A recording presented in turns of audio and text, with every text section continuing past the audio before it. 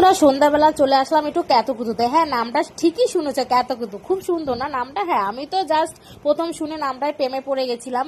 তো আমরা দেখো খাবার দাবার অর্ডার দিয়ে দিয়েছি। এদিকে সানিদা রান্না করছে, খাবার বানাচ্ছে। আর এদিকে একটা এই দোকানে না খুবই একটা সুন্দর একটা মানে যে কোনো খাবার অর্ডার দেবে তো খুব সুন্দর করে বানায় আর খুব কম প্রাইস নেয়।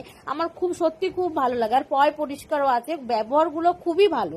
তো এইদিকে দেখো আমাদের মালিক, দোকানের যে মালিক দাদা, সে কিন্তু আমাদের খাবার সার্ভ করে দিয়ে যাচ্ছে। এই দেখো আমাদের মোমো চলে আসলো, কিন্তু প্যান ফ্রাই মোমোটা এখনো আসেনি, একটু পর আসবে ওটা। তো সব দাম মানে খাবারের দামটা খুবই কম। তোমরা একবার আসতে পারো, একবার এসে খুবই খেয়ে যেতে পারো। খুব টেস্টি, খুব টেস্টি। শুধু মোমোটা টেস্টি না, সব খাবারই এই দোকানে টেস্টি।